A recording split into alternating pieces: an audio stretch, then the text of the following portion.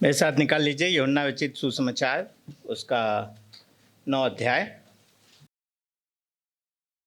यूहन्ना रचित सुसमाचार उसका 9 अध्याय और उसके 1 से 41 पद को पढ़ेंगे। ये परमेश्वर का वचन है और परमेश्वर के वचन में इस प्रकार लिखा है। फिर जाते हुए उसने एक मनुष्य को देखा जो जन्म से अंधा था, और उसके चेलों ने यह कहते हुए उससे पूछा, रब्बी, किसने पाप किया, इस मनुष्य ने या इसके माता पिता ने, कि यह अंधा जन्मा? यीशु ने उत्तर दिया, न तो इस मनुष्य ने पाप किया, न ही इसके माता पिता ने, पर यह इसलिए हुआ कि परमेश्वर के कार्य उसमें प्रकट हों। अवश्य है कि जिसने मुझे भेजा है उसके कार्य हम दिन ही दिन में करें। रात आने वाली है जब कोई मनुष्य कार्य नहीं कर सकेगा। जब तक मैं हूँ, मैं जगत की ज्योति हूँ। जब वो यह कह चुका तो उसने भूमि पर थूका और उस थूक से मिट्टी सानी। तब उस मिट्टी को अंधे की आंखों पर लगाया और उससे कहा, जा सिलोह के कुंड में धो ले। सिलोह का अर्थ है भेजा हुआ। अतः उसने जाकर धोया और देखता हुआ लौट आया। तब पड़ोसी और जिन्होंने पहले उसे भीख मांगते देखा था कहने लगे, क्या यह वही नहीं जो बैठा भीख मांगा करता था? दूसरे कहने लगे, यह वही है। अन्य लोगों ने कहा, नहीं, परंतु यह उसके समान है। वह कहता रहा, मैं वही हूं। इसलिए वे उससे पूछने लगे, तब तेरी आंखें कैसे खुल गई? उसने उत्तर दिया, यीशु नामक व्यक्ति ने मिट्टी सानी, मेरी आंखों पर लगाई और मुझसे कहा, शिलोह को जा और धो ले। अतः मैंने जाकर धोया और मैं देखने लगा। और उन्होंने उससे कहा, वह कहाँ है? उसने कहा, मैं नहीं जानता। वे उसे जो पहले अंधा था फरीसियों के पास ले आए। जिस दिन यीशु ने मिट्टी सानकर उसकी आंखें खोली थी वो सब्त का दिन था। फिर फरीसियों ने भी उससे पूछा कि तू किस प्रकार देखने लगा? और उसने उनसे कहा, उसने मेरी आंखों पर मिट्टी लगाई और मैंने धोया और अब मैं देखता हूँ। इसलिए फरीसियों में से कुछ कहने लगे, यह मनुष्य परमेश्वर की ओर से नहीं है, क्योंकि वो सब्त का दिन नहीं मानता। परंतु दूसरे कहने लगे, एक पापी मनुष्य ऐसे चिन्हों को कैसे दिखा सकता है? और उनमें फूट पड़ गई। इसलिए उन्होंने उस अंधे मनुष्य से फिर कहा, उसने तेरी आंखें खोली हैं, तू उसके विषय में क्या कहता है? उसने कहा, वह नबी है। इसलिए यहूदियों ने उसकी इस बात का विश्वास नहीं किया कि वो अंधा था और अब देखने लगा, जब तक कि उन्होंने उस दृष्टि पाने वाले मनुष्य के माता पिता को बुलाकर यह न पूछ लिया, क्या यह तुम्हारा पुत्र है जिसे तुम कहते हो कि अंधा जन्मा था? तो अब वह कैसे देखता है? उसके माता पिता ने उन्हें उत्तर देते हुए कहा, हम जानते हैं कि यह हमारा पुत्र है और यह कि वह अंधा जन्मा था, परंतु अब वह कैसे देखने लगा हम नहीं जानते, या किसने उसकी आंखें खोली हमें नहीं मालूम। उसी से पूछो, वह सियाना है और वह अपने बारे में स्वयं बता देगा। उसके माता पिता ने ऐसा इसलिए कहा क्योंकि वे यहूदियों से डरते थे, क्योंकि यहूदी पहले ही एक मत हो चुके थे कि यदि कोई उसे मसीह मानेगा तो आराधनालय से निकाल दिया जाएगा। इस कारण उसके माता पिता ने कहा, वह सियाना है, उसी से पूछो। अतः उन्होंने उस मनुष्य को जो अंधा था दूसरी बार बुलाया और उससे कहा, परमेश्वर की महिमा कर, हम जानते हैं कि यह मनुष्य पापी है। तब उसने उत्तर दिया, मैं नहीं जानता कि वह पापी है या नहीं। मैं तो एक बात जानता हूँ कि मैं अंधा था और अब देखता हूँ। इसलिए उन्होंने उससे पूछा, उसने तेरे साथ क्या किया? तेरी आंखें उसने कैसे खोली? उसने उन्हें उत्तर दिया, मैं तो तुमसे पहले ही कह चुका और तुमने नहीं सुना। फिर दूसरी बार क्यों सुनना चाहते हो? क्या तुम भी उसके चेले बनना चाहते हो? और उन्होंने उसको बुरा भला कहते हुए कहा, तू ही उसका चेला है, परंतु हम तो मूसा के चेले हैं। हम जानते हैं कि परमेश्वर ने मूसा से बातें की, परंतु इस मनुष्य के संबंध में हम नहीं जानते कि कहाँ का है। उस मनुष्य ने उत्तर देते हुए उनसे कहा, अरे, यह तो बड़ी विचित्र बात है कि तुम नहीं जानते कि वह कहाँ का है, फिर भी उसने मेरी आंखें खोल दी। हम जानते हैं कि परमेश्वर पापियों की नहीं सुनता, परंतु यदि कोई परमेश्वर का भय मानने वाला हो और उसकी इच्छा पूरी करता हो तो वह उसकी सुनता है। आदि काल से यह कभी सुनने में नहीं आया कि किसी ने जन्म के अंधे व्यक्ति की आंखें खोली हों। यदि यह मनुष्य परमेश्वर की ओर से नहीं होता तो वह कुछ कर ही नहीं सकता।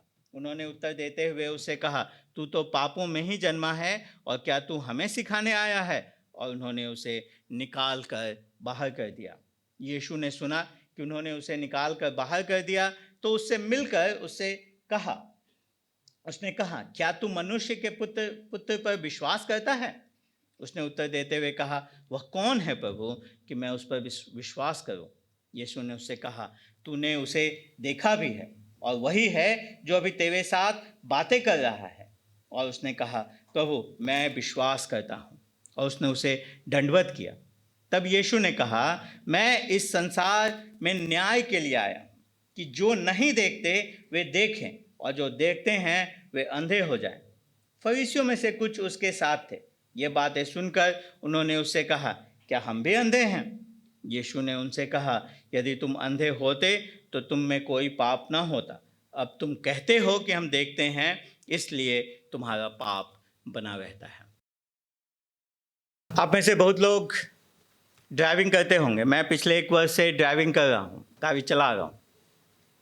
जब मैं स्टार्टिंग में गाड़ी चलाना मैंने सीखी और शाम के समय में मैं गाड़ी लेके निकलता था तो कई बार मैं गाड़ी के हेडलाइट को ऑन करना भूल जाता था। मैं यूं ही निकल जाता था और मुझे कुछ पता नहीं चलता था, क्योंकि चारों तरफ स्ट्रीट लाइट्स होते थे। मुझे पता कब चलता था? जब मैं अंधेरे रास्ते पे जाता था। तब मुझे अचानक पता चलता था कि ओह, मैंने गाड़ी की लाइट्स ऑन नहीं किए हैं।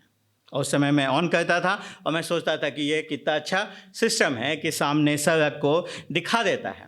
पर वही गाड़ी की हेडलाइट जो मेरे लिए बहुत सहायक होती थी सड़क को देखने के लिए, वही हेडलाइट कई बार मेरे लिए खतरनाक भी हो जाते थे, अभी भी हो जाते हैं।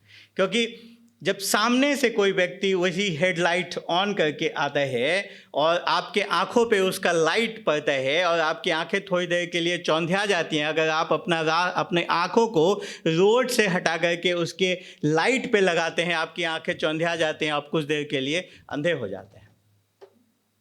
आपको दिखाई नहीं देता कि क्या करना है। आप सड़क भी देखना भूल जाते हैं, आप दिशा भूल जाते हैं। देखते हैं कि एक ही हेडलाइट है जो आपके लिए एक दिशा भी दिखा रही है और वही हेडलाइट आपके आंखों को अंधा भी कर दे रही है। हेडलाइट वही है, लाइट वही है, और वो आपको मार्ग भी दिखाती है, वो आपके आंखों को थोड़ी देर के लिए अंधा भी कर सकती है। इसका कारण है कि हम उस लाइट का प्रत्युत्तर कैसे करते हैं। यीशु ने कहा कि मैं जगत की ज्योति हूं, और यीशु का, मसीह का प्रकाश, मसीह की ज्योति भी इसी लाइट के समान कार्य करती है। उसकी ज्योति हमें जीवन और सच्चाई को दिखाती है, पर उसी समय जो उसका विरोध करते हैं उसकी ज्योति उनके अंधेपन को भी उजागर करती है। यही चीज यूहन्ना 9 अध्याय में हो रही है। इस अध्याय में हमने अभी पढ़ा कि यीशु ने एक जन्म से अंधे व्यक्ति को चंगा किया, उसे दृष्टि प्रदान की। जो कुछ नहीं देख सकता था वो स्पष्टता से देखने लगता है। लेकिन जो धार्मिक अगुए थे, जो सोचते थे कि वो सब कुछ देखते हैं, वो उनके अंधेपन को यीशु उजागर करता है। एक ही प्रकाश, एक ही ज्योति, 2 प्रत्युत्तरों को लेकर के आते हैं। और इसका कारण ये नहीं है कि किसी ने प्रमाण की कमी है, उसका कारण है हमारा अपना हृदय, मनुष्य का हृदय। क्योंकि हम जिससे सबसे ज़्यादा प्रेम करते हैं, जिससे हमको डर लगता है जिस चीज़ का खोने का, वही निर्धारित करती है कि हम इस यीशु का प्रत्युत्तर कैसे करेंगे। तो इस अध्याय में प्रश्न ये नहीं है कि क्या यीशु अंधों को दृष्टि दे सकता है कि नहीं। प्रश्न ये है कि अंधा कौन है, कौन है अंधा। यही बात इस अध्याय के जो एक सत्य है के पास हमें ले जाते हैं। और सत्य ये है, जो मुख्य विचार इस अध्याय का वो ये है कि यीशु संसार की ज्योति है। क्योंकि यीशु संसार की ज्योति है जो अंधों को दृष्टि देता है और मनुष्य के आत्मिक अंधेपन को प्रकट करता है। क्योंकि यीशु संसार की ज्योति है जो अंधों को दृष्टि देता और मनुष्य के आत्मिक अंधेपन को प्रकट करता है, इसलिए हम क्या करेंगे? इसलिए हम नम्र होकर उसके पास हमें आना चाहिए, उस पर विश्वास करना चाहिए और उसकी आराधना करनी चाहिए। हमें नम्र होकर उसके पास आना चाहिए, उस पर विश्वास करना चाहिए और उसकी आराधना करनी चाहिए। और 3 मुख्य भागों में हम इस मुख्य विचार को देखेंगे। पहला 1 से 12, जहां हम देखते हैं कि ज्योति प्रकट होती है। 13 से 34 पद में हम देखते हैं कि उस ज्योति को तिरस्कृत किया जाता है, उसे नकारा जाता है। और 35 से 41 पद में हम देखते हैं कि उस ज्योति को ग्रहण किया जाता है, उस ज्योति को प्राप्त किया जाता है, उस ज्योति पे भरोसा किया जाता है।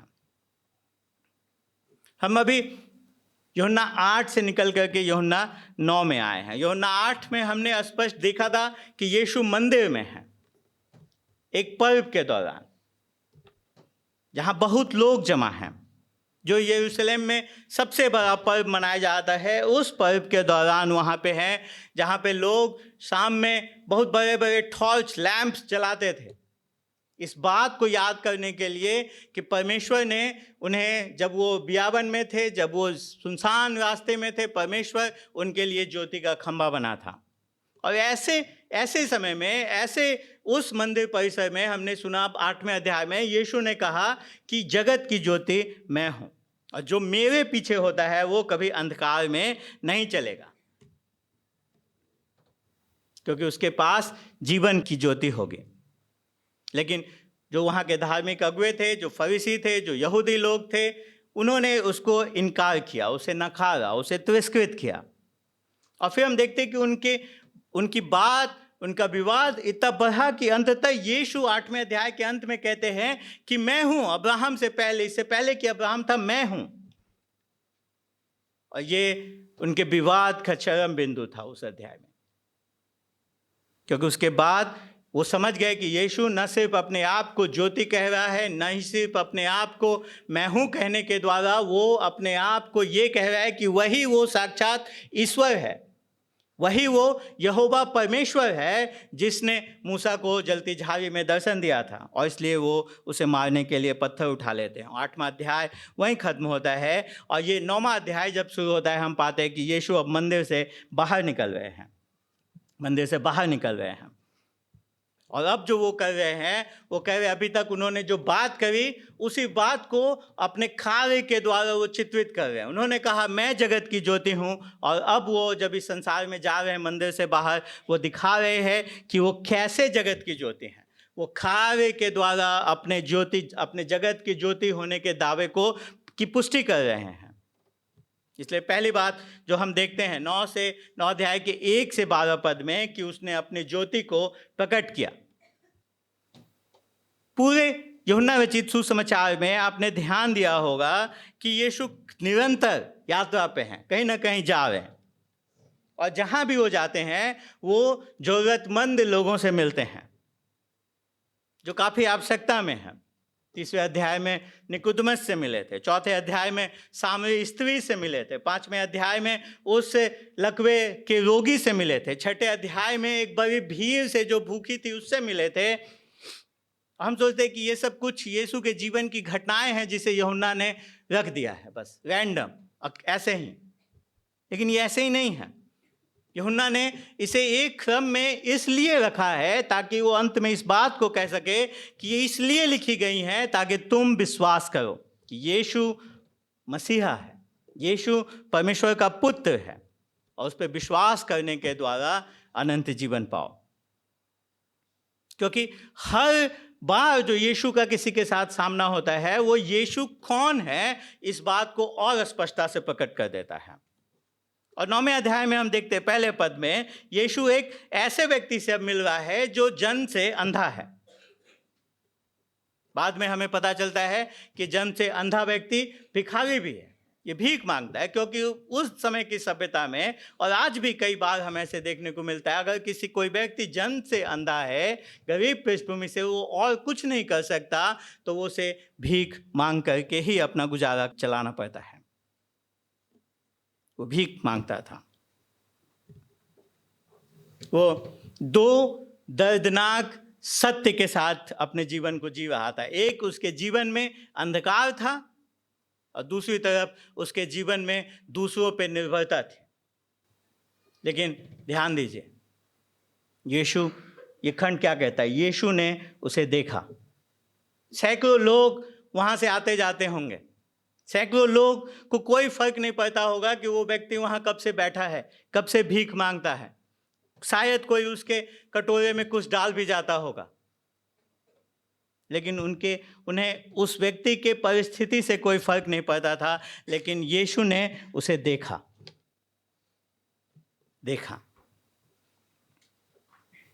और ये आज भी सत्य है मेरे प्रियो। यीशु हमें देखता है, विशेष करके जिसे संसार, जिसे ये समाज तुच्छ निगाहों से देखता है, जिसे ये समाज, ये संस्कृति है आज की, जिसे छोटा समझता है, जिसे दबाया कुचला जाता है, उन्हें यीशु देखता है। गरीबों को यीशु देखता है, बीमारों को यीशु देखता है, अपाहिजों को यीशु देखता है, जिन्हें भूला बिसरा दिया गया है, जिन्हें समाज हाशिए पे डाल देता है, उन्हें यीशु देखता है। हो सकता है कि आप में से कुछ लोग ऐसा महसूस कर रहे हो कि हमें कोई नहीं देखता, मेरे संघर्ष को कोई नहीं जानता। लेकिन ये पद हमें इस बात को याद दिलाता है, हमें सांत्वना देता है कि परमेश्वर आपको देखता है। परमेश्वर आपको देखता है। आपका दुख परमेश्वर से अनजान नहीं है। और अगर यीशु इस प्रकार से संसार में लोगों को देखता है, तो यह आवश्यक है कि उसके अनुयायी भी, उसके चेले भी संसार में लोगों को इस प्रकार देखें। लेकिन जब हम इस खंड को पढ़ते हैं, हम देखते हैं कि चेले उसी प्रकार उस व्यक्ति को नहीं देख रहे हैं जैसे यीशु ने देखा। चेलों के लिए वो एक ईश्वर विज्ञानीय बहस का भी विषय था। किसने पाप किया है? उन्होंने उसे ऐसे व्यक्ति के रूप में नहीं देखा जिस पे तरस खाया जाए। उन्होंने जब उसे देखा तो सोचे कि यह अवसर है एक थियोलॉजिकल क्वेश्चन डिस्कस करने का। इसलिए उन्होंने पूछा कि रबी, किसने पाप किया है? क्योंकि उस समय में ये धारणा आम थी, और उस समय में नहीं, हम हमेशा से देखते कि ये धारणा लोगों में क्या आम हो गई है कि अगर किसी के जीवन में इस प्रकार का दुख है तो अवश्य ही उसने कुछ पाप किया होगा। किसी न किसी विशेष पाप के कारण ही उसके जीवन में ऐसा दुख आया है। आपको याद होगा अय्यूब के दोस्तों की कहानी। अय्यूब जिसके बच्चे चले गए, जिसका सब कुछ बर्बाद हो गया। जब उसके दोस्त उसे सांत्वना देने आए तो उन्होंने उसे क्या कहा? तुमने कुछ जरूर पाप किया होगा। अगर कोई दुख में है तो अवश्य ही उसने कुछ गलत किया है। और इसलिए यही बात उस समय में फरीसियों की शिक्षा में आम थी। इसीलिए देखिए, बाद में हम जब देखते हैं फरीसी उस अंधे व्यक्ति को क्या कहता है? तू तो पाप में जन्मा है, तू मुझे क्या सिखाएगा? ये शिक्षा वहां कॉमन थी। इसलिए चेले भी ये बात पूछ रहे हैं कि किसने पाप किया है। अगर हम ईमानदारी से सोचे तो हम भी इसी प्रकार से देखते हैं।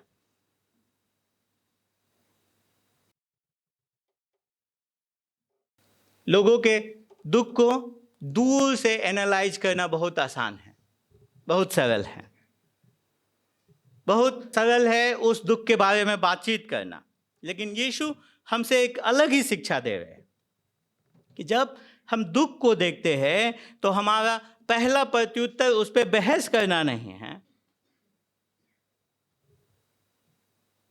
हमारा पहला प्रत्युत्तर उस पर तरस खाना है। और इसलिए यीशु उनके विचार को भी सही दिशा की ओर ले जाते हैं। वो कहते हैं कि किसी ने पाप नहीं किया, ना इसने, ना इसके पिताजी ने, ना इसकी माता ने। एक बार फिर से, यीशु ये नहीं कह रहे हैं कि ये लोग पाप रहित हैं। बाइबल स्पष्टता से सिखाती है कि सभी मनुष्य पापी हैं, लेकिन यीशु इस विचार को सही करना चाह रहे हैं कि इसका दुख इसके पाप के कारण है, इसका दुख इसके पाप के दंड के स्वरूप है। इसलिए यीशु उन्हें वो कहते हैं कि ऐसा इसलिए हुआ ताकि परमेश्वर की कार्य प्रकट हो सके। यीशु ये भी नहीं कह रहे कि परमेश्वर ने इसे इसलिए अंधा बनाया ताकि इसे दृष्टि दे सके, ताकि उसे आश्चर्य कर्म कर सके, ताकि उसे एक चिन्ह के लिए उपयोग कर सके। नहीं, वो कहना चाह रहे हैं कि इसका दुख भी वो स्थान बन जाएगा जहां परमेश्वर की सामर्थ लोगों के सामने प्रकट होगी। ये हमको हमारे जीवन के दुख को समझने में बहुत स्पष्टता से समझाता है, क्योंकि हम जब दुख हमारे जीवन में आता है हमको उत्तर चाहिए होता है, क्यों ऐसा हो रहा है, किस कारण ऐसा हुआ है। लेकिन बाइबल बताती है कि आपका दुख, हमारे जीवन का दुख कई कारणों से हो सकता है। कई बार हमारे सच में हमारे अपने पापपूर्ण चुनावों के कारण, हमने जो गलत और पापी निर्णय लिए हैं उसके कारण हमारे जीवन में दुख होता है। कई बार ये दूसरे जो पापी हैं उनके पाप के कारण हमारे जीवन में दुख होता है। लेकिन मुख्यतः इस संसार में दुख इसलिए है क्योंकि हम एक पतित संसार में रहते हैं। आपको याद होगा उत्पत्ति 2, परमेश्वर ने जो कुछ बनाया अच्छा बनाया, उसमें कोई बुराई नहीं थी, उसमें कोई अंधकार नहीं थी, उसमें कोई गलती नहीं थी। उत्पत्ति 3, पाप के बाद से इस संसार में दुख, कमजोरी, मृत्यु, रोग, ये सब आ गया। और यहाँ पे यीशु हमें एक और बात को याद दिलाते हैं कि लेकिन परमेश्वर हमारे दुखों का भी उपयोग कर सकता है अपने नाम की महिमा को दिखाने के लिए, अपने सामर्थ्य को प्रदर्शित करने के लिए। इस व्यक्ति का पूरा जीवन अंधकार में गुजरा, लेकिन वो अंधकार में जीवन वो स्थान बनने वाला था जहाँ पे यीशु की ज्योति लोगों के सामने प्रकट हो। ये हम दुख को कैसे देखते हैं उसके दृष्टिकोण को बदल देता है। तो जब दुख आता है तो हमारा पहला प्रश्न ये नहीं होना चाहिए कि ये क्यों हमारे जीवन में हो रहा है। तो हमारे साथ हमारा प्रश्न ये होना चाहिए कि कैसे इसके द्वारा परमेश्वर अपने सामर्थ्य को प्रकट कर सकता है। इस व्यक्ति के जीवन में अंधकार, वर्षों का जन्म से जो अंधकार था वो मसीह की महिमा को प्रकट करने का कारण बना, मसीह की ज्योति को प्रकट करने का कारण बना। हमारे हर कष्टदायक परिस्थितियां जो हमें आज अर्थहीन लगती हैं, परमेश्वर योग्य है, परमेश्वर सक्षम है, परमेश्वर सामर्थ्य है कि वो उसके द्वारा अपने अनुग्रह को, अपने सामर्थ्य को और अपने भलाई को प्रकट करे। और फिर यीशु कहते हैं 4 पद में एक बात कि अवश्य है कि हम क्या, जिसने मुझे भेजा उसके कार्य हम दिन ही दिन में करें। दिन ही दिन में हम, यीशु ने ये नहीं कहा अवश्य है कि मैं इस कार्य को दिन ही दिन में करूं। अवश्य है कि हम, मैं और मेरे चेले, मैं और मेरे अनुयायी, उसने हम सब का उपयोग किया। वो अपने चेलों को अपने इस कार्य में लेकर के आता है, सहभागी करता है। और इसलिए ये हमको बताता है कि जब हम दुख को इस संसार में देखते हैं तो सिर्फ हम उसके बारे में बातचीत न करें, हम उस दुख के प्रति सेवा करें, उस दुख में पड़े लोगों की चिंता करें, उस दुख में पड़े लोगों को उस व्यक्ति के पास लेकर के आए, उस परमेश्वर के पास लेकर के आए जो उनके सबसे बड़ी आवश्यकता की चिंता करता है। और यीशु कहता है क्यों? क्योंकि वो रात आने वाली है, वो रात आने वाली है जब कोई मनुष्य कार्य नहीं कर सकेगा। अभी हमें यहाँ पे समझ में नहीं आता कि यीशु क्यों ऐसा कहते हैं, लेकिन अगर हम यूहन्ना उसके 12 और 13 अध्याय को पढ़ेंगे तो हम अवश्य देखते हैं कि वो रात, जिस रात की बात कर रहे हैं यीशु मसीह, वो उस रात की बात कर रहे हैं जहाँ पे ये संसार जगत की ज्योति को तिरस्कृत किया जाएगा, इस जगत की ज्योति को मृत्यु की ओर लेकर के जाया जाएगा। और फिर यीशु अपने उस कथन को जिन्होंने 8वें अध्याय में अपने लिए कहा था, उसको दोहराते हैं, मैं जगत की ज्योति हूं, मैं जगत की ज्योति हूं। और ये बहुत महत्वपूर्ण है इस पूरे आश्चर्य कर्म को, पूरे चमत्कार को समझने के लिए, क्योंकि मनुष्य की समस्या हमारी भौतिक अंधापन नहीं है। मनुष्य की समस्या इससे गहरी है। समस्या है हमारा आत्मिक अंधापन। लोगों को सिर्फ अच्छी दृष्टि, एक अंधे व्यक्ति को सिर्फ आंखों की दृष्टि नहीं चाहिए, उन्हें उनके प्राण के लिए, उनके आत्मा के लिए प्रकाश चाहिए, ज्योति चाहिए। और यीशु कहते हैं कि मैं सिर्फ वो प्रकाश, वो ज्योति देने वाला नहीं हूं, मैं ही वो ज्योति हूं, मैं ही वो ज्योति हूं। और ऐसा कहने के बाद यीशु वहां पे एक चमत्कार, एक चिन्ह दिखाते हैं, एक आश्चर्य कर्म करते हैं। वो थूकते हैं, मिट्टी सानते हैं, उस अंधे व्यक्ति की आंखों पे लगाते हैं। क्यों उन्होंने ऐसा किया पता नहीं। क्या यीशु को ऐसा करने की आवश्यकता थी? नहीं। अभी कुछ 5वें अध्याय में हमने पढ़ा, उसने 38 वर्ष के रोगी को यूं ही कह करके चंगा किया। कई बार हम देखते हैं कि यीशु के कहने मात्र से लोग चंगे होते हैं। यीशु के कहने मात्र से लोग वापस जिस अवस्था में उन्हें होना चाहिए आराम से उस अवस्था में चले जाते हैं। लेकिन यहाँ पे यीशु एक अलग प्रकार से कार्य कर रहे हैं। वो मिट्टी सान रहे हैं, उसकी आंखों में लगा रहे। क्यों? आपको याद होगा अभी 8वें अध्याय में यीशु ने कहा कि मैं हूं परमेश्वर, मैं हूं यहोवा परमेश्वर। आपको याद है कि परमेश्वर ने कब अपने हाथों से मिट्टी सानी थी? उत्पत्ति 2 में जब परमेश्वर ने आदम को बनाया था, उसने अपने हाथों से मिट्टी सानी थी। उसने उस मिट्टी से आदम को बनाया था। उसने जब पहली बार आंखें बनाई थी तो उसने उस मिट्टी से बनाई थी। और अब यीशु परमेश्वर कह रहे हैं कि मैं ही वो परमेश्वर हूं जिसने पहले उस आंखों को बनाया था। अब वापस मैं मिट्टी सान के आंखों को बनाता हूं। उसे मिट्टी सानने की आवश्यकता नहीं है, उसे मिट्टी का उपयोग करने की आवश्यकता नहीं है, पर ऐसा करने के द्वारा वो एक बार फिर से दृश्य रूप में कह रहा है कि मैं ही वो परमेश्वर हूं जिसने सब कुछ को बनाया है। यूहन्ना आरंभ में ही कह चुका है कि परमेश्वर ने सृष्टि की रचना उस वचन के द्वारा करी। और यीशु इस बात को प्रदर्शित कर रहा है। और फिर यीशु से कहता है कि जाओ शिलोह के कुंड में जाके धो लो। और यूहन्ना हमें बताते हैं कि शिलोह का मतलब है भेजा जाना। शिलोह का मतलब है भेजा हुआ।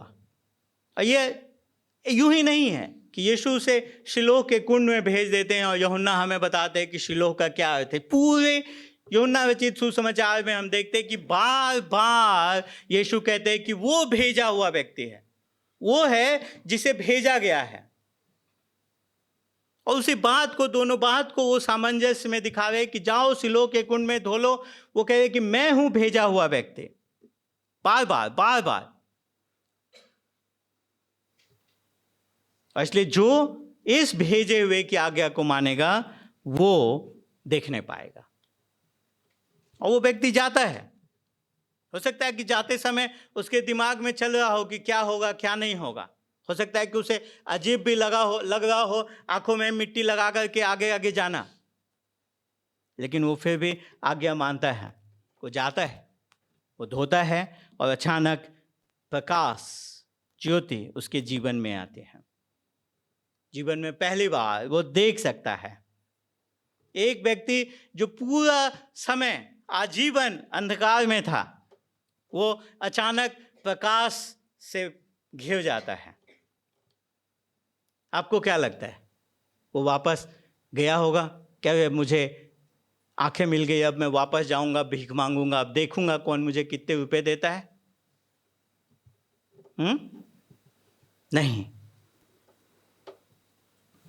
वो चिल्लाता हुआ जाता है, मैं देख सकता हूं, मैं देख सकता हूं, मैं देख सकता हूं। वो जाता है अपने घर, अपने पड़ोस में जिन लोगों की वो सिर्फ आज तक आवाज सुना करता था, वो उन्हें देखने के लिए दौड़ पड़ता है कि वो लोग कैसे दिखते हैं, उसकी माँ कैसी दिखती है, उसके पिताजी कैसे दिखते हैं, अन्य लोग जिनकी सिर्फ आवाज़ों से जिन्हें वो पहचानता है, वो लोग वास्तविक में दिखते कैसे हैं।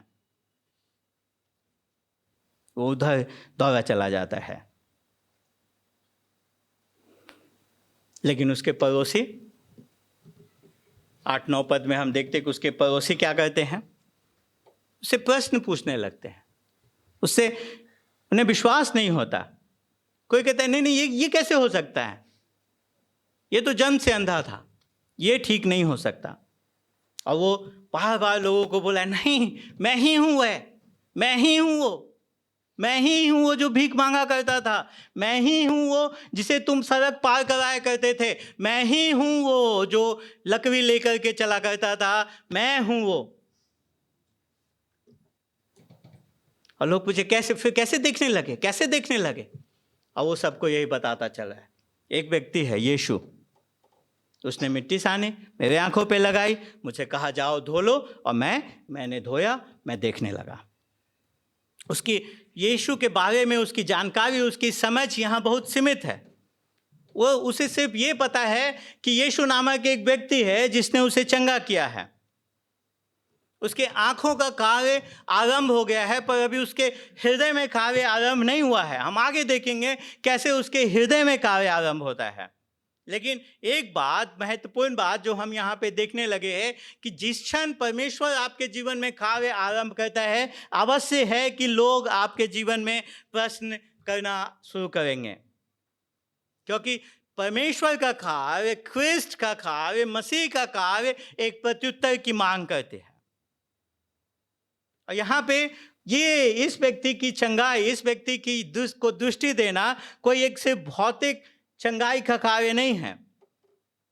बार बार यूहन्ना जब भी आश्चर्य कर्म होता है उसे चिन्ह का नाम कहता है, क्योंकि ये आश्चर्य कर्म, ये चिन्ह, ये चमत्कार एक ऐसी ओर इशारा करते हैं जो इस चिन्ह से, इस जो कार्य किया गया है इससे बड़ा है। जो बात यहाँ पे भौतिक रूप से हो रही है, उसके अंदर जो आत्मिक सच्चाई है उसकी ओर जो इशारा करता है, उसके बारे में बात करता है। ये व्यक्ति भौतिक रूप से अंधकार में, अंधेपन में इस अध्याय के आरंभ में शुरू हुआ था, लेकिन अंत तक हम देखते हैं कि इसे आत्मिक दृष्टि मिलती है।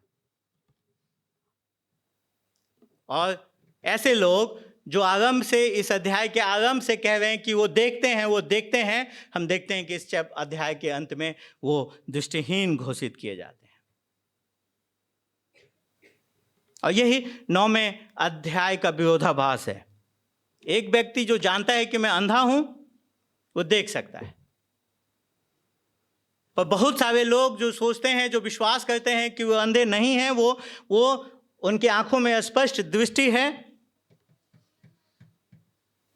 वो नहीं देख सकते सच्चाई को। और यही बात आगे पूरे अध्याय में हम देखते हैं, परत दर परत खुलती जाते हैं, क्योंकि जिस चमत्कार ने, जिस आश्चर्य कर्म ने इस व्यक्ति के जीवन को आनंदित कर दिया, वही आश्चर्य कर्म दूसरों को, हृदय को क्रोधित कर रहा था।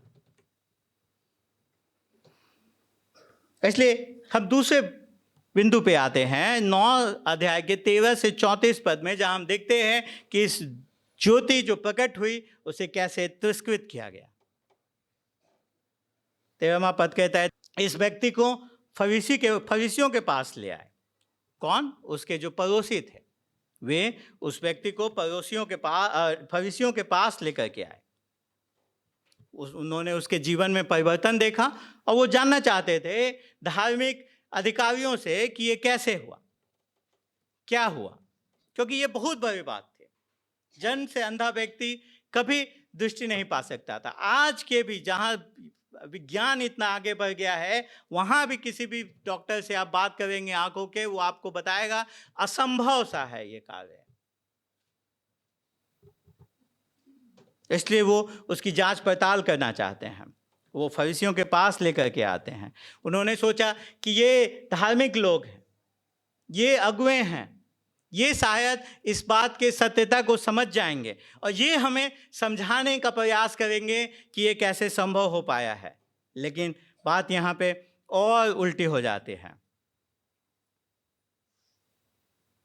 यहाँ पे हमको फरीसियों का प्रत्युत्तर दिखाता है कि आत्मिक अंधापन कैसे हमारे जीवन में कार्य करता है, हमारे हृदय में कार्य करता है। क्योंकि जब वो लेकर के आते हैं, पहली बात सामने जो आती है वो आती है कि वो दिन सब्त का दिन था। सब्त का दिन था। अचानक से सारी बात अलग दिशा में चली गई। ये व्यक्ति, जन्म से अंधा व्यक्ति, अभी चंगा होकर के आया है, अभी वो देखने लगा है और वहां से ध्यान हट करके बात चली जाती है कि वो सब्त के दिन चंगा किया गया है। क्योंकि उनके परंपरा में मिट्टी सानना कार्य था जो सब्त के दिन नहीं किया जा सकता था। किसी को चंगाई देना कार्य था जो सब्त के दिन मना था। बजाय इसके कि वो परमेश्वर के कार्य का उत्सव मनाते, उससे खुश होते, आनंदित होते, परमेश्वर को धन्य कहते कि परमेश्वर ने उनके बीच में इतना बड़ा महान कार्य किया है, वे इस बात से नाराज होने लगे कि सब्त के दिन कैसे ऐसा हो पाया, किसने ऐसा किया।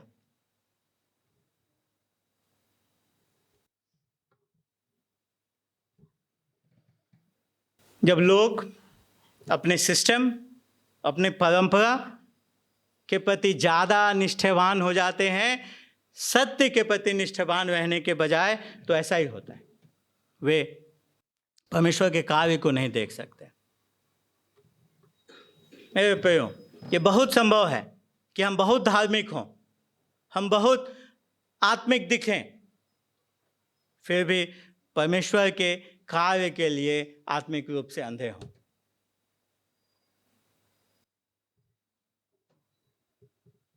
ये चमत्कार, ये आश्चर्य कर्म ऐसा है जिसे झुठलाया नहीं जा सकता।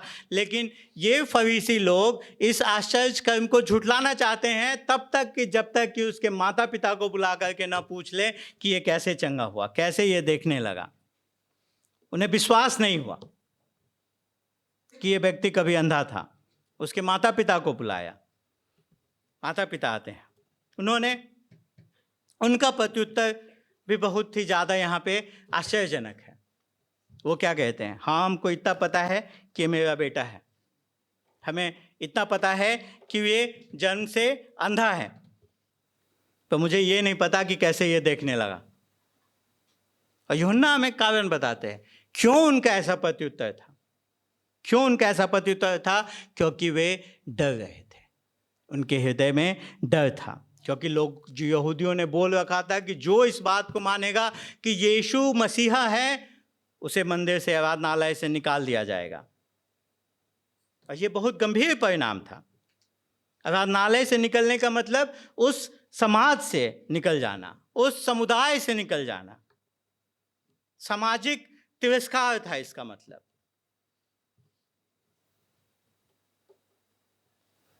इसलिए वो कहते हैं कि हमें नहीं पता, वो सियाना है, वो जानता है क्या सही क्या गलत है, तुम उससे पूछो। ये एक प्रत्युत्तर है जिसके द्वारा लोग ज्योति का विरोध करते हैं। कुछ लोग खुल के ज्योति का विरोध करते हैं, मसीह का विरोध करते हैं। कुछ लोग इस प्रकार के प्रत्युत्तरों से उससे अनजान बनते हैं, उससे अनदेखा बनते हैं, क्योंकि वो इस प्रकार के प्रत्युत्तर के द्वारा ये दिखाना चाहते हैं कि वो दाम चुकाने को, मूल्य चुकाने को तैयार नहीं है। लोगों का भय उनके लिए बहुत बड़ा फंदा है। और ये सिर्फ उनकी बात नहीं है, बहुत सारे लोग चर्चेज में बैठते हैं, कलीसियाओं में सालों साल बैठते हैं, परमेश्वर के वचन को सामने से सुनते हैं, परमेश्वर का वचन सुसमाचार को समझते हैं, अपने हृदय में जानते भी हैं कि यीशु सच्चा उद्धार करता है, उसके अलावा और कोई नहीं, फिर भी खुल करके उस पर भरोसा करने से, खुल करके उस पर विश्वास करने से हिचकते हैं। क्यों? क्योंकि अधिकतर भय, रिश्तेदार क्या कहेंगे, समाज क्या कहेगा, गांव वाले क्या कहेंगे। जहाँ एक ऐसे विशेषकर ऐसे समाज में जहाँ पे सब कोई को जानता है, बहुत छोटा है, गांव है, कस्बा है, बस्ती है, लोग जान जाएंगे तो लोग क्या कहेंगे, लोग देख लेंगे चर्च जाते तो लोग क्या कहेंगे, लोग देख लेंगे बाइबल पढ़ते तो वो क्या सोचेंगे, कहीं सामाजिक रूप से मुझे बहिष्कार तो नहीं कर दिया जाएगा, कहीं मुझे मेरे जाति से निकाल तो नहीं दिया जाएगा, कहीं मुझे मेरे घर से तो नहीं निकाल दिया जाएगा, मेरे बच्चों का क्या होगा, उनसे कौन विवाह करेगा। एक बार मेरे बच्चों का विवाह हो जाए फिर हम खुल के प्रभु को स्वीकार करेंगे। अरे मेरे व्यापार में कहीं कमी ना आ जाए, लोग जान जाएंगे कि ये यीशु के पीछे चलता है, कहीं मेरे साथ मेरे दुकान पे आना न बंद कर दें, मेरे साथ कहीं किसी भी प्रकार का कार्य करने से मना न कर दें, कहीं मुझे काम देने से मना न कर दें, कहीं मुझे घर देने से मना क्यों न कर दें। ये सब वास्तविक भय हैं, और ये भय हमें मसीह के पास आने से, मसीह जो सच्ची ज्योति है, जो इस जगत की ज्योति है, उसका सही प्रत्युत्तर देने से रोकती है। मेरे प्रियो, किस चीज को खोने का भय आपके हृदय में है? वास्तविक में जिस चीज को खोने का भय आपके हृदय में है, वही आपका ईश्वर है, वही आपका परमेश्वर है। किस चीज को खोने से डरते हैं आप? इस कहानी में ये माता पिता, उसके माता पिता समाज में बहिष्कृत होने से डरते थे।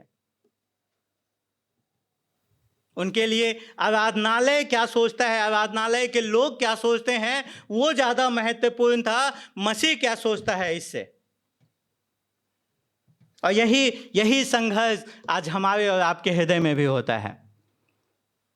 अगर लोग क्या सोचते हैं ये आपके लिए ज़्यादा मायने रखता है, मसीह क्या सोचता है, तो आपका स्वामी लोगों की सहमति है। आप बस कहते हैं कि आप यीशु के अनुयायी हैं। क्या भय आपको मसीह पे पूर्णतः भरोसा करने से रोक रहा है? क्योंकि आज न कल सबको निर्णय लेना है कि किसकी आवाज को सुनेंगे, समाज की, समुदाय की, जो कहता है अपना स्थान बचाओ, जो कहता है अपनी प्रतिष्ठा बचाओ, जो कहता है कि अपनी सुरक्षा देखो, या फिर ख्रिस्ट के जो कहता है सब छोड़ो, मेरे पीछे आओ, मेरे पास आओ, मेरे पीछे चलो। किसकी सुनेंगे, किसकी सुनेंगे? इस कहानी में हम देखते हैं कि एक माता पिता ने अपने सुरक्षा को चुना, पर उसके पुत्र ने सच्चाई को चुना, और वो सच्चाई को चुना। इसके माता पिता ने मना कर दिया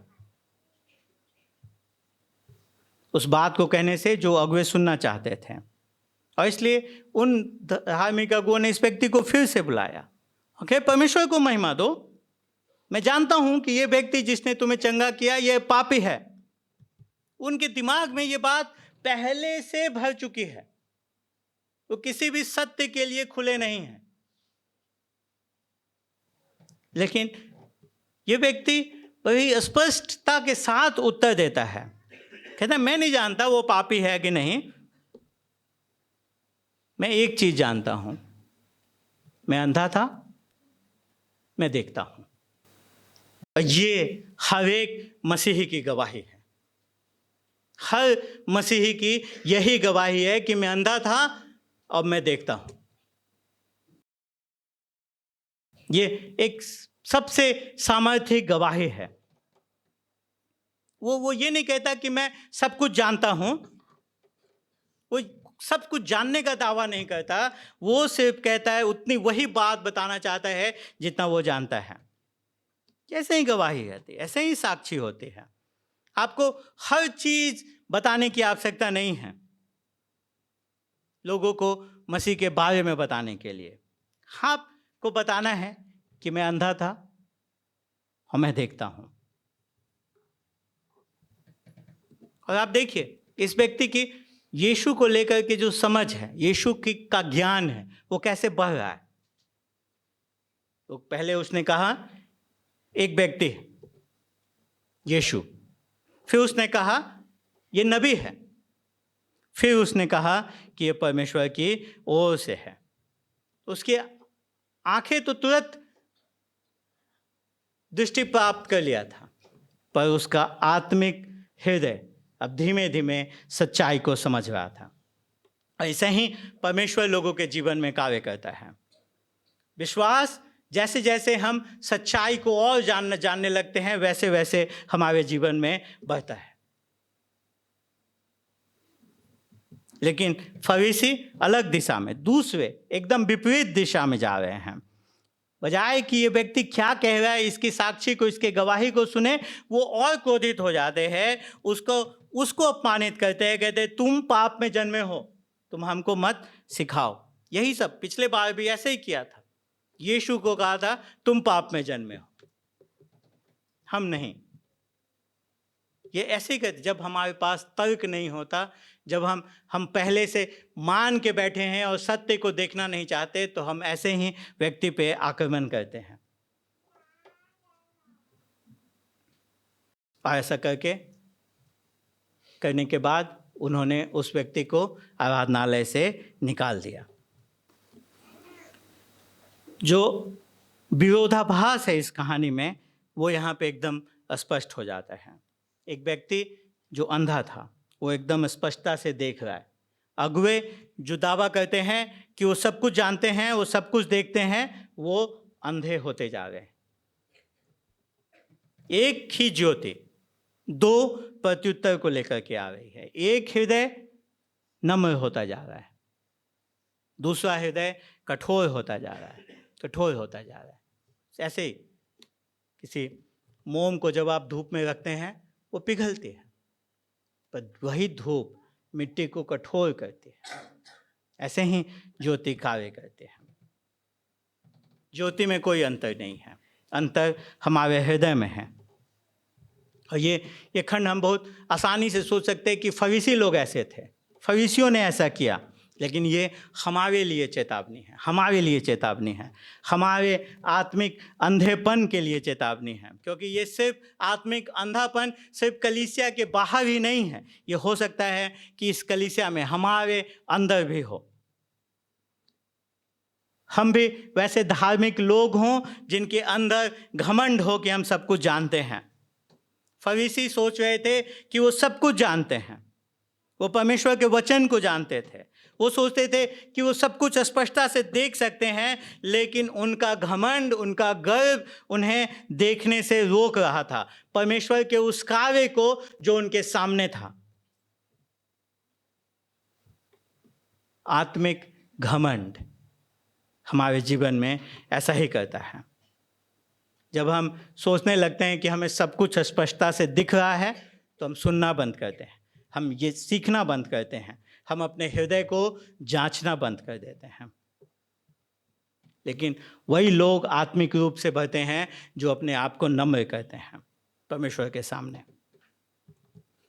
जो ये दावा नहीं करते कि वो सब कुछ देखते हैं, जो इस बात को मानते हैं कि उन्हें कितना अधिक मसीह की आवश्यकता है, कितना अधिक मसीह की आवश्यकता है। और हम देखते हैं कि इन फरीसियों ने इस व्यक्ति को आराधनालय से निकाल दिया। इस व्यक्ति ने अपना स्थान, अपने समुदाय में, अपने समाज में अपना स्थान खो दिया, लेकिन उसे छोड़ नहीं दिया गया, क्योंकि वो व्यक्ति जिसने उसकी आंखें खोली, उसने उसे खोज लिया। वो उसे खोजता हुआ चला आया। और यही बात 35 से 41 पद में हम देखते हैं कि ज्योति कैसे ज्योति को प्राप्त किया।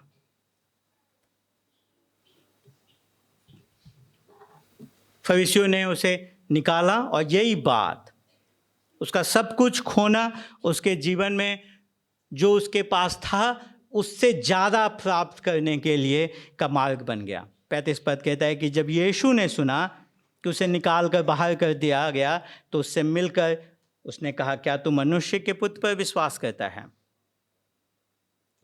ये व्यक्ति यीशु को खोजते नहीं गया, ये व्यक्ति यीशु को खोजते नहीं गया, यीशु इसके पास आया। यहूदियों ने उसे आराधनालय से निकाल दिया, पर उस आराधनालय के प्रभु ने उस व्यक्ति को खोज लिया।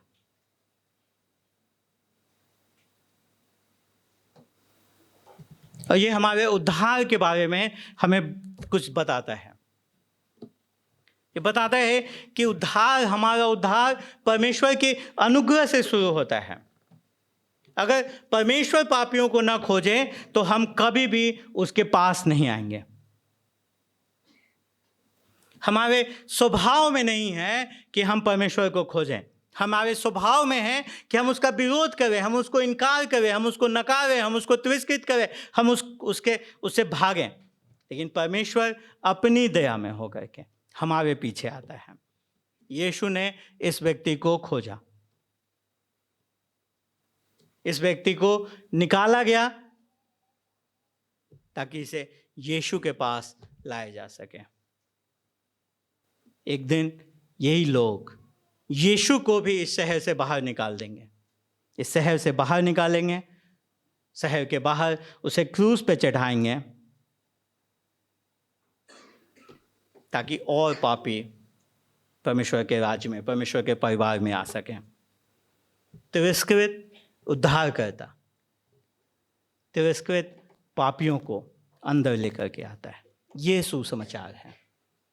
लोग ऐसे उद्धारकर्ता की खोज करते हैं जो महान हो, पर सुसमाचार की महिमा इस बात में है कि एक तिरस्कृत उद्धारकर्ता, एक नखारा गया उद्धारकर्ता, एक हारा हुआ उद्धारकर्ता, समाज के नज़र में हारा हुआ उद्धारकर्ता, हारे हुए पापियों को, तिरस्कृत नकारे गए लोगों को परमेश्वर के राज्य में लेकर के आता है।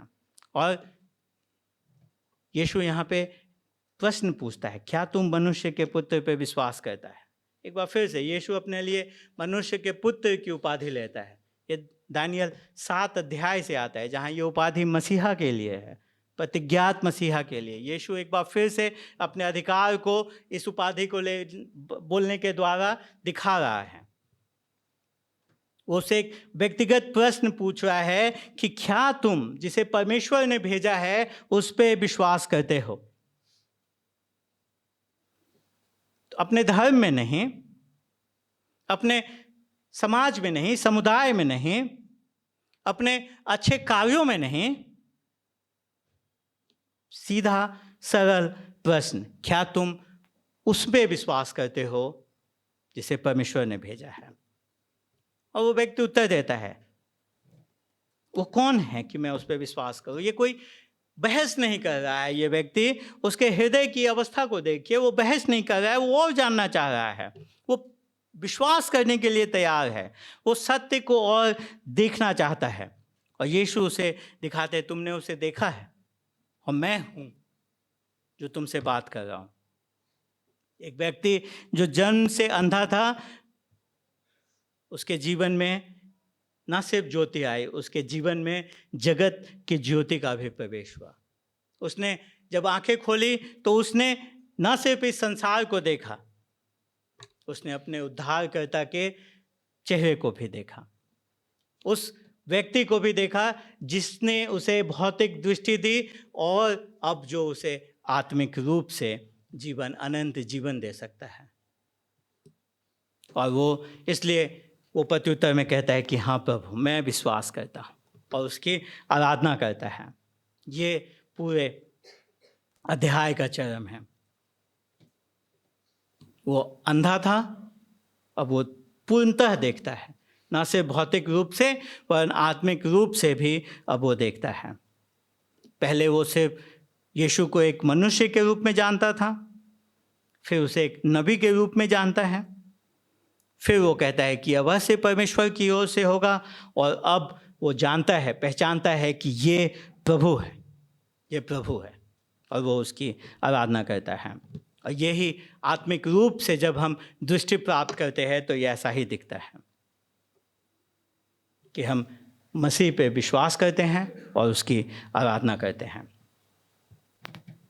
और फिर 39 पद में, अभी 1 से 38 पद तक जो भी घटना हुई है उसको 39 पद में एक प्रकार से यीशु पूर्णतः सारांशित करते हैं, पूरी बात को समझाते हैं। मैं इस संसार में न्याय के लिए आया हूँ कि जो नहीं देखते हुए देखें और जो देखते हैं वे अंधे हो जाएं। हम सोचते कि क्या यीशु न्याय के लिए आया था कि बचाने के लिए आया था? उस पहली बार में न्याय के लिए नहीं आया था। एक दिन वो न्याय करने के लिए आएगा, अंतिम न्याय के लिए आएगा, जहाँ वो जीवितों और मृतकों का न्याय करेगा। लेकिन यहाँ पे एक अलग न्याय की बात कर रहा है। वो बात कर रहा है कि जब ज्योति इस संसार में प्रवेश करते हैं तो वो मनुष्य के हृदय को उजागर करते हैं। कुछ लोग उस ज्योति की ओर आते हैं और कुछ लोग उस ज्योति से दूर भागते हैं। और यही इस पूरे अध्याय में हुआ है। कुछ फरीसी सुनते हैं और कहते क्या हम अंधे हैं? और यीशु कहता है तुम्हारा अंधे होते तो कोई बात नहीं थी, तुम कहते हो कि देखते हैं इसलिए तुम्हारा दोष बना हुआ है। अंधा होना अपने आप में समस्या नहीं है, समस्या है इस बात को मानना कि हम अंधे नहीं हैं।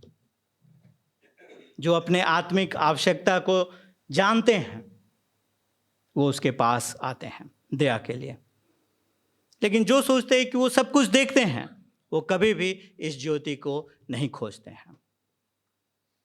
आत्मिक घमंड हमें हमारे उद्धार से दूर रखता है। अब प्रश्न ये उठता है मेरे प्रियो कि हम इस मसीह की ज्योति का कैसे प्रत्युत्तर करते हैं? हम कैसे प्रत्युत्तर करते हैं? क्या हम इन फरीसियों के समान प्रत्युत्तर करते हैं जो अपने धर्म पे भरोसा करते हैं, अपने ज्ञान पे भरोसा करते हैं, अपनी परंपरा पे भरोसा करते हैं, अपनी भले अच्छे कार्यों पे भरोसा करते हैं, जो विश्वास करते हैं, जो मानते हैं कि उन्हें सब कुछ दिखता है? या फिर हम इस अंधे व्यक्ति के समान प्रत्युत्तर करते हैं जो अपनी आवश्यकता को जानता है, और जब यीशु उस पे अपने आप को प्रकट करता है तो वो विश्वास करता है और आराधना करता है। आत्मिक दृष्टि नम्र होने से मिलनी आरंभ होती है। ये तब आरंभ होती है जब हम इस बात को मान लें कि हम अंधे हैं, हमें मसीह के द्वारा अपनी आंखों को खोले जाने की आवश्यकता है। मेरे प्रियो, हम कैसा प्रत्युत्तर करते हैं? क्योंकि जो प्रश्न यीशु ने इस व्यक्ति से पूछा था वही प्रश्न आज यीशु हमसे और आपसे भी पूछता है। क्या तुम मनुष्य के पुत्र पे विश्वास करते हो?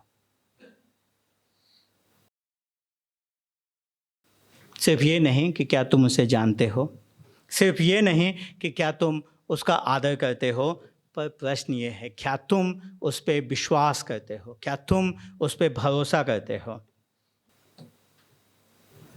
क्या तुम अपने आत्मिक आवश्यकताओं को जानते हो? क्योंकि ये व्यक्ति जिसने अभी इस अंधे को दृष्टि प्रदान की है, ये हमें आत्मिक अंधेपन से छुटकारा देने के लिए, ये उसी स्थान में नहीं रहेगा, ये शहर से निकाला जाएगा, क्रूस पे जाएगा, जगत की ज्योति तिरस्कृत की जाएगी, जगत की ज्योति का ठट्ठा उड़ाया जाएगा, जगत की ज्योति को क्रूस पे चढ़ाया जाएगा, और उस क्रूस पे ये जगत की ज्योति हमारे और आपके पापों को अपने ऊपर वहन करेगी। क्योंकि हमारी समस्या हमारा भौतिक अंधापन नहीं, हमारे आत्मिक अंधापन है। हमारी समस्या है कि हम आत्मिक अंधकार में जी रहे हैं। इसलिए ये खंड हमसे आग्रह करता है कि उसके पास आओ, उस पर खड़ा आओ जैसे ये अंधा व्यक्ति आया, नम्रता के साथ, अपनी आवश्यकताओं को मानते हुए, मनुष्य के पुत्र पर विश्वास करते हुए, क्योंकि जिसने इस व्यक्ति की आंखें खोली वो हमें हमारे पापों से बचाता है। इस अध्याय की दुविधा, सबसे बड़ी दुविधा है ये है कि जो लोग विश्वास करते हैं उन्होंने ज्योति को देखने से इनकार कर दिया। तो हम भी वो गलती ना करें, हम मसीह के पास आएं, उस पर विश्वास करें और उसकी आराधना करें। आइए हम प्रार्थना करें।